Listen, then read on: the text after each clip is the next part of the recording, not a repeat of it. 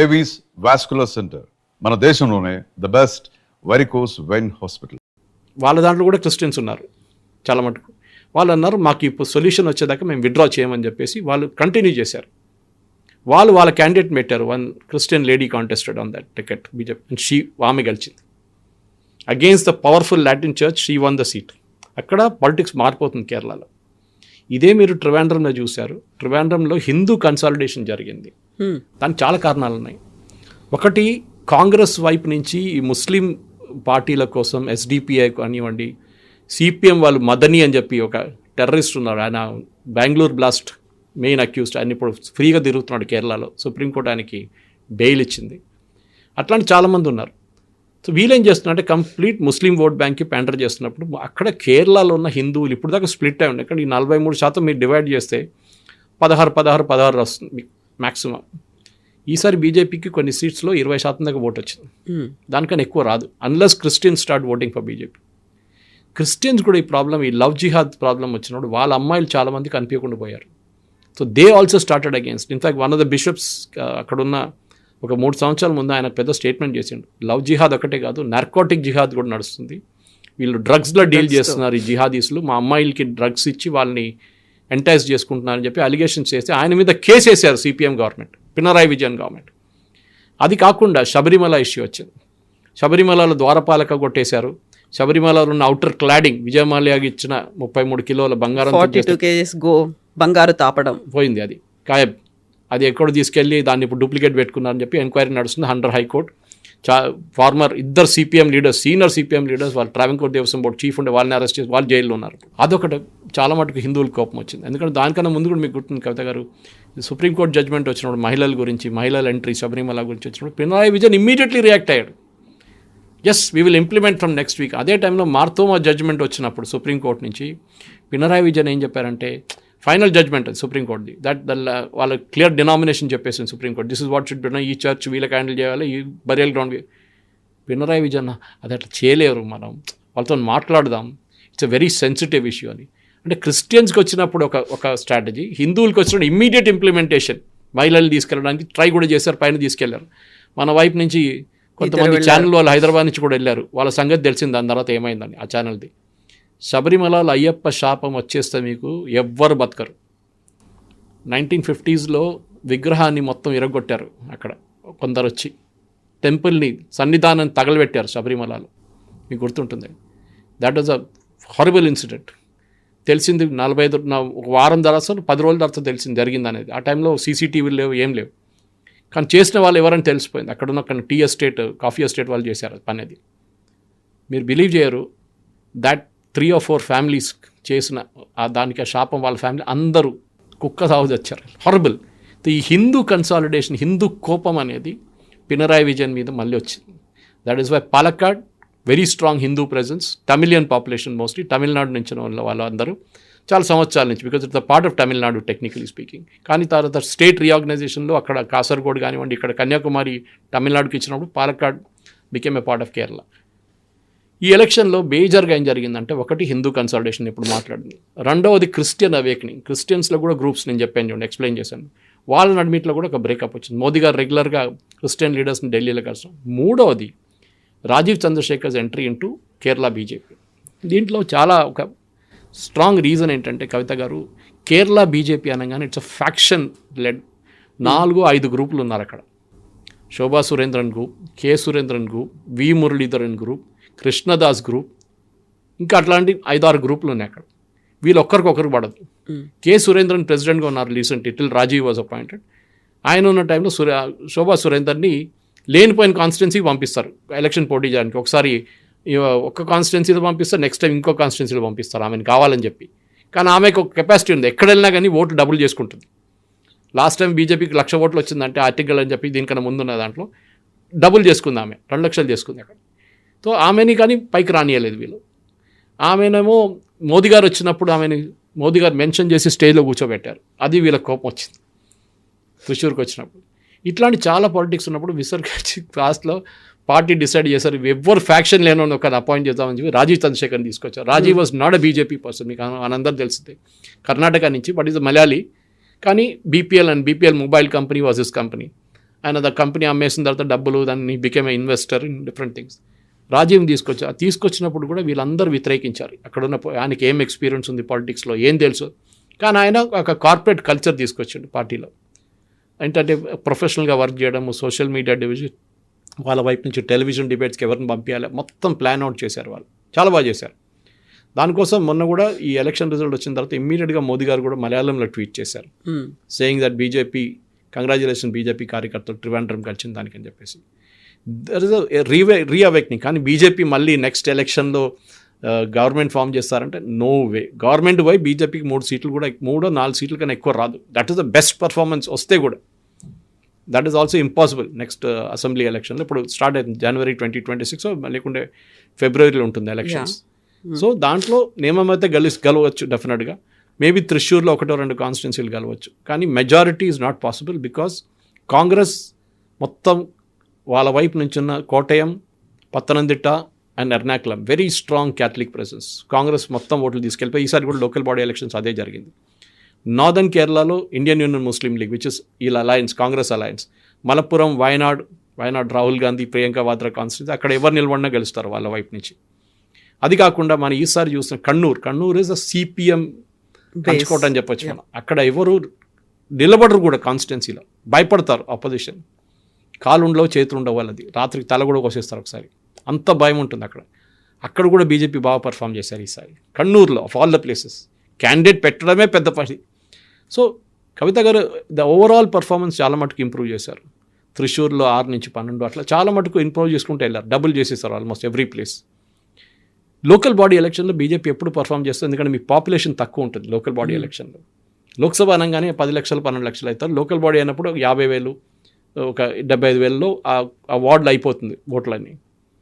ఇట్లానే గ్రో అవుతారా బీజేపీ అంటే ఎస్ పాసిబుల్. రేపు నీలేశ్వరం గెలవచ్చు అక్కడ. కానీ ఒక పాపులేషన్ ప్రొఫైల్ మార్చారు. చాలామందిని మలబార్ నుంచి, దట్ ఈస్ మలపురం ఏరియా నుంచి తీసుకొచ్చి రీసెటిల్ చేశారు నీలేశ్వరంలో. అప్పుడు హిందూ పాపులేషన్ తగ్గిపోయింది, అక్కడ ముస్లిం పాపులేషన్ ఎక్కువైపోయింది అనమాట.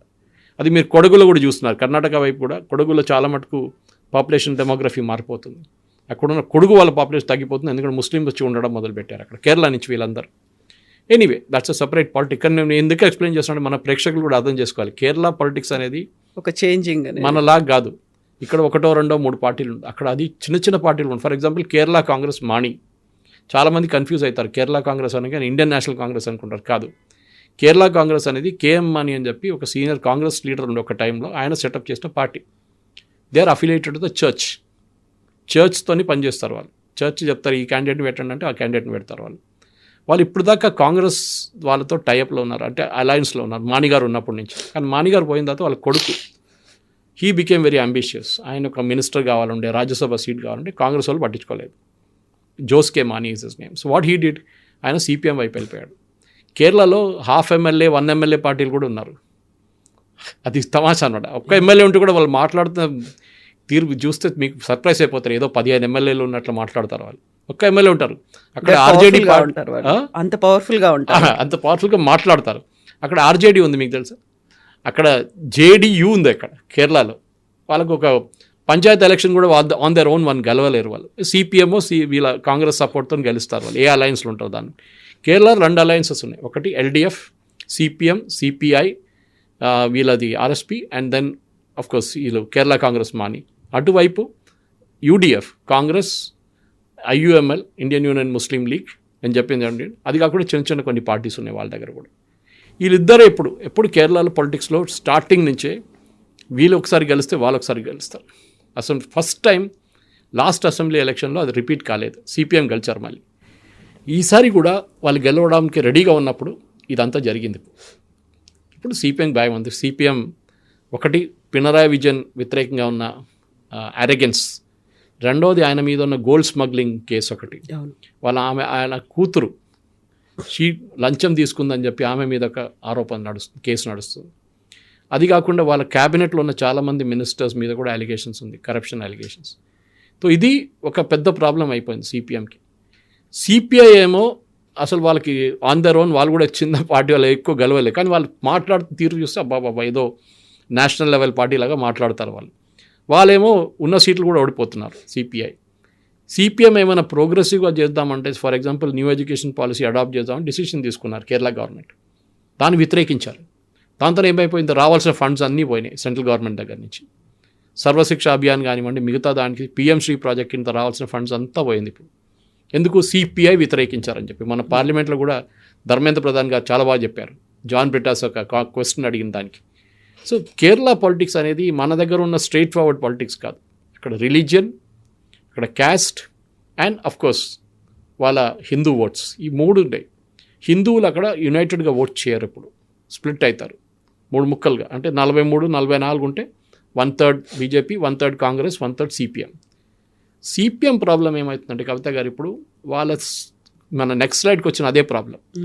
నెక్స్ట్ జనరేషన్ లీడర్స్ రావట్లేదు. వీళ్ళది లీడర్షిప్ స్కూల్ లెవెల్ నుంచి బిల్డ్ అవుతుంది. పినరాయి విజయన్, గోవిందన్ మాస్టర్ వీళ్ళందరూ కాలేజ్ లెవెల్ నుంచి ఎస్ఎఫ్ఐ నుంచి వచ్చారు. వీళ్ళందరూ అట్లనే గ్రో అవుతారు పార్టీలో.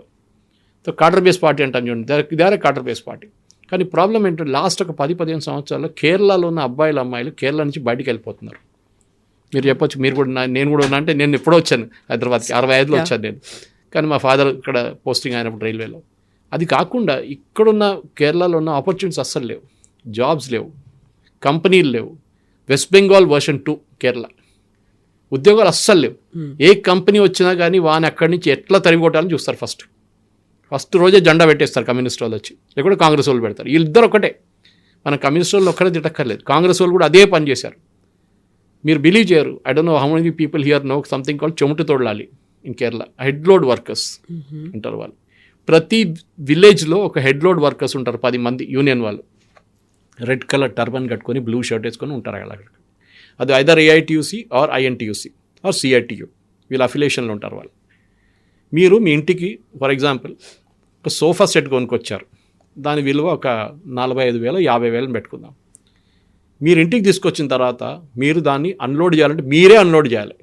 మీ డ్రైవర్ కూడా హెల్ప్ చేయకూడదు, మీ ఇంట్లో ఉన్న పని మనిషి కూడా హెల్ప్ చేయకూడదు. అప్పుడు యూనియన్ వాళ్ళకి తెలిసిపోతుంది, వాళ్ళు అదే రూట్లో కూర్చొని చూస్తారు. వాళ్ళకి ఇమీడియట్ ఫోన్ కాల్ వచ్చేస్తుంది, వాళ్ళు మీ ఇంటికి వస్తారు. 5 మంది వచ్చేస్తారు, లేకుంటే 10 మంది వస్తారు. అంత దింపడానికి 2 చాలు, కానీ 5 మంది వస్తారు. వచ్చి చూస్తారు, చూసి ఒక 10,000 కావాలంటారు. మీరు అంటారు 45,000కు కొనుక్కున్నాను, ఇక్కడి నుంచి తీసి అక్కడ పెట్టడానికి 10 ఫీట్ దూరం పెట్టడానికి రూమ్ లోపలికి 10,000 అంటే, లేకుంటే రిటర్న్ పంపించేసేయండి. చాలామంది ఫ్రస్ట్రేట్ అయిపోయి దానికోసం కేరళ నుంచి వెళ్ళిపోయారు. ఈ యాటిట్యూడ్ చెమట తోడాలి. దీని గురించి నిర్మలా సీతారామన్ గారు పార్లమెంట్లో మాట్లాడారు. నోక్కు కూలి అని ఇంకో కాన్సెప్ట్ ఉంది కేరళలో. ఈ ట్రాక్టర్లు అన్నీ వచ్చే ముందు వీళ్ళందరూ మాన్యువల్ లేబర్ చేస్తారు కదా ఫార్మింగ్. ట్రాక్టర్ వచ్చిన తర్వాత వీళ్ళు చాలామంది అంటారు, మీరు 40 మంది బదులు మీరు ఇప్పుడు ట్రాక్టర్ వాడుకుంటున్నారు, 5 మంది కూడా పని లేదంటే ఒకడు అక్కడ కూర్చుంటాడు రోజంతా, ఒకడు పక్కన పొలం పక్కన కూర్చొని చూస్తాడు ఈ ట్రాక్టర్ పనిచేస్తుందంతా. సాయంత్రం కాగానే అక్కడ ముందు పనిచేస్తున్న 35 మంది ఉన్నారు కదా, వాళ్ళ జీతం ఈయనకి ఇవ్వాలి. వాళ్ళు పని చేయలేదు, వాళ్ళు లేరు కూడా ఇప్పుడు, కానీ ట్రాక్టర్ యూజ్ చేశారు కదా మీరు. సో నోక్కు కూలి అంటే మీరు చూడడానికి ఒక ఛార్జ్ వీడు తీసుకుంటాడు. మీరు ఎక్కడ ఈ లోకంలో ఎక్కడ విన్నారు ఇట్లాంటి కాన్సెప్ట్స్? ఇదే కేరళని ధ్వంసం చేశారు. 2-3 మోహన్ లాల్ సినిమాలు ఉన్నాయి బ్యూటిఫుల్. ఒకటి వరవేల్పు అని చెప్పి వాజ్పేయి గారు మెన్షన్ చేశారు దాని గురించి.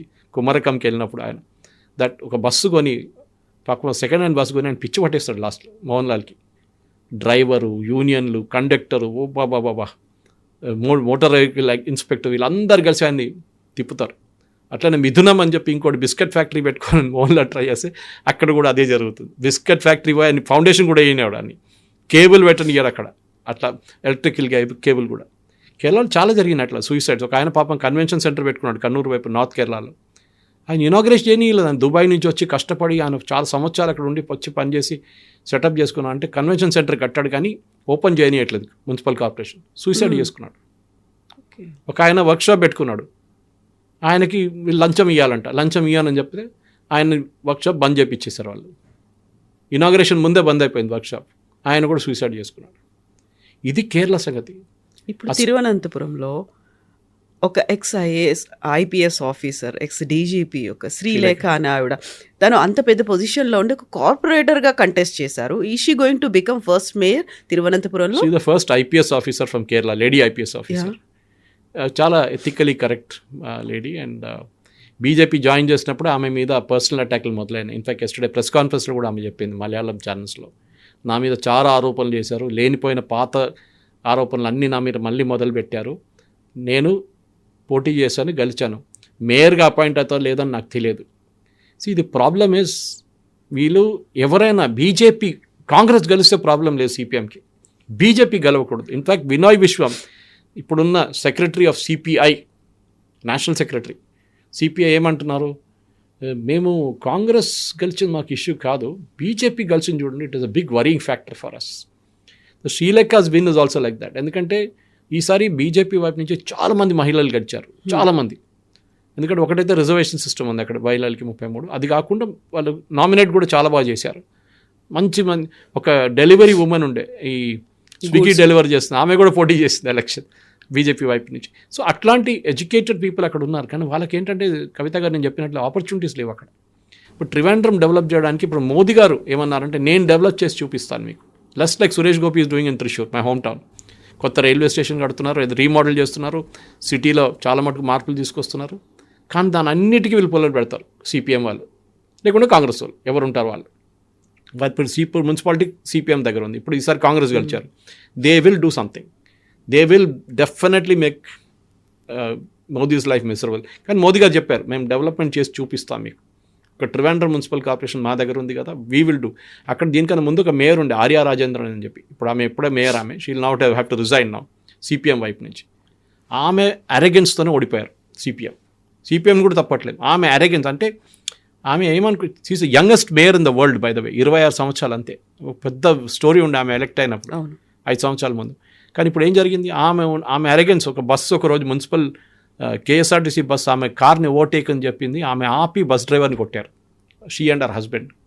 ఆ రోజు డిసైడ్ చేసుకున్నారు కేరళ ప్రజలు, ఎస్పెషల్లీ ట్రివాండ్రం వాళ్ళు, వీళ్ళని ఎప్పుడు కలిపేయకూడదు, వీళ్ళ అహంకారం అని చూడండి, అది కిందకి దింపాలని చెప్పి ఈసారి కావాలని చెప్పి సిపిఎం 40 సంవత్సరాల తర్వాత ఫస్ట్ టైం కాంగ్రెస్ కూడా గెలవలేదు అక్కడ, ఫస్ట్ టైం 40 సంవత్సరాల తర్వాత బీజేపీ గెలిచింది అక్కడ. అంటే సిపిఎంని అక్కడ నుంచి కిందకి దింపారు వీళ్ళు. అంటే ఆ ప్రజలకి ట్రివాండ్రం ప్రజలు చూపించిన అదే ఏం చెప్తారు, ఒక డిసిషన్ ఉంటే ఇంకా కేరళలో ఉన్న మిగతా టౌన్స్ కూడా బాగుపడతారు. Unfortunately Thrissur despite Suresh Gopi being MP అక్కడ బీజేపీ గెలవలేదు. అక్కడ సీట్లు ఇంక్రీజ్ చేసుకున్నారు, కార్పొరేషన్లో వార్డులు ఇంక్రీజ్ చేసుకున్నారు, 12 అయింది ఇప్పుడు, కానీ గెలవలేదు అక్కడ, మెజారిటీ రాలేదు వాళ్ళకి, రాదు కూడా. ఎందుకంటే అక్కడ చాలా మటుకు it's CPI strong hold, not CPM. అది కాకుండా చర్చ్ ఇన్ఫ్లుయెన్స్ చాలా ఉంది. సో ఈ మణిపూర్ ఇన్సిడెంట్ తర్వాత, ఛత్తీస్గఢ్లో జరిగిన ఇన్సిడెంట్ తర్వాత చాలా మటుకు చర్చ్లో ఉన్న కొన్ని బిషప్స్ అంతా ఓపెన్గా కాంగ్రెస్ని సపోర్ట్ చేశారు దాంట్లో. సో కేరళ అనేది ఇట్స్ అ కాల్డ్రమ్ ఆఫ్ పాలిటిక్స్ అంటారు. ఇది అంత ఈజీ కాదు డెసిఫర్ చేయడానికి. ఎన్ని రిలీజియస్ గ్రూప్స్ ఉన్నాయో, ఎన్ని పొలిటికల్ గ్రూప్స్ ఉన్నాయో, ఎన్ని మైనారిటీ గ్రూప్స్ ఉన్నాయో, అదంతా చూడాల్సింది. అండ్ ఒక నార్మల్ స్టేట్ లాగా కాదు కేరళ ఎలక్షన్ పర్ఫామ్ చేసేది. ఒకసారి లోక్సభకి ఒక రిజల్ట్ వస్తుంది, ఒకసారి అసెంబ్లీకి ఇంకో రిజల్ట్ వస్తుంది, ఇప్పుడు కార్పొరేషన్ రిజల్ట్ ఇంకోటి వచ్చింది.